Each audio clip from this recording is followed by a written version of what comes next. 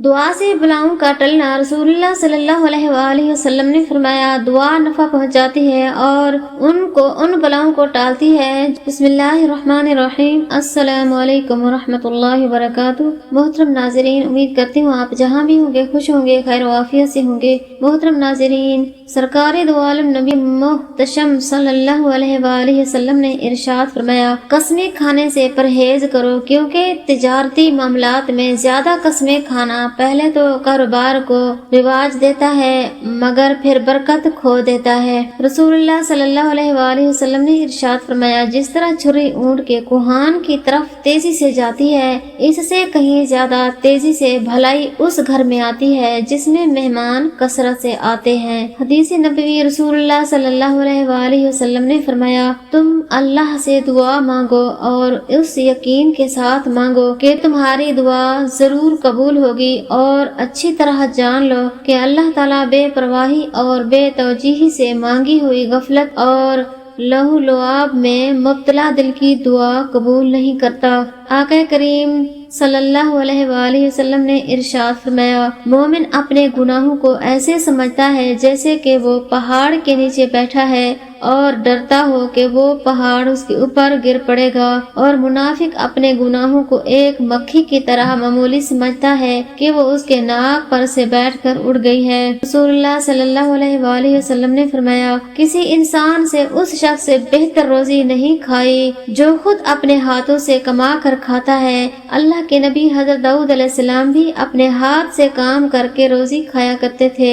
نبی کریم صلی اللہ علیہ وآلہ وسلم کی نصیحت۔ رسول اللہ صلی اللہ علیہ وآلہ وسلم نے فرمایا، اللہ کے ذکر کے علاوہ زیادہ بات مت کرو، کیونکہ اس سے دل میں سختی پیدا ہوتی ہے، اور جس کے دل میں سختی ہوتی ہے وہ اللہ کی رحمت سے بہت زیادہ دور ہوتا ہے۔ رسول اللہ صلی اللہ علیہ وآلہ وسلم نے فرمایا، جو شخص مومن مردوں اور عورتوں کے لیے مغفرت کے لیے دعا کرتا ہے، اللہ تعالیٰ اس کے لیے ہر مومن مرد اور عورت کے بدلے میں ایک نیکی لکھ دیتا ہے۔ نیک لوگوں کے قرب میں دفن کرو۔ رسول اکرم صلی اللہ علیہ وآلہ وسلم نے ارشاد فرمایا، اپنے مردوں کو نیک لوگوں کے درمیان دفن کرو، کیونکہ مردہ اپنے بدکار پڑوسی سے ویسے ہی تکلیف محسوس کرتا ہے جیسی زندہ اپنے پڑوسی سے۔ اپنی قدر کرنے کا طریقہ، اگر آپ کی کوئی قدر نہ کرتا ہو تو وہ یہ طریقہ ہے۔ نمبر 1، اگر آپ کی قدر نہیں کی جا رہی دور رہیں۔ نمبر 2، بلایا ہی نہیں مت جائیں۔ نمبر 3، دیر سے بلایا انکار کر دیں۔ نمبر 4، نظر انداز کیا خود سے رابطہ ختم کریں۔ نمبر 5، دھوکہ دیا معاف کریں اور آگے بڑھ جائیں۔ نمبر 6، بھلا دیا آپ بھی بھول جائیں۔ بے عزتی کی اپنی کامیابی سے جواب دیں۔ استعمال کیا مضبوط حدیں مقرر کریں۔ عزت نہ دی وقار کے ساتھ دور ہو جائیں۔ کم سمجھا اپنے نتائج کو بولنے دیں۔ 3 جگہوں پر جھوٹ جائز ہے۔ رسول اللہ صلی اللہ علیہ وآلہ وسلم نے فرمایا، صرف 3 جگہوں پر جھوٹ جائز اور حلال ہے۔ ایک یہ کہ آدمی اپنی بیوی سے بات کرے تاکہ اس کو راضی کر لے، دوسرا جنگ میں جھوٹ بولنا، اور تیسرا لوگوں کے درمیان صلح کرانے کے لیے جھوٹ بولنا۔ رسول اللہ صلی اللہ علیہ وآلہ وسلم نے فرمایا، درمیانی چال اختیار کرو اور بلند پروازی نہ کرو، اور عمل کرتے رہو۔ تم میں سے کسی کا عمل اسے جنت میں نہیں داخل کر سکے گا۔ میرے نزدیک سب سے پسندیدہ عمل وہ ہے جس پر ہمیشگی کی جائے، خواہ کم ہی کیوں نہ ہو۔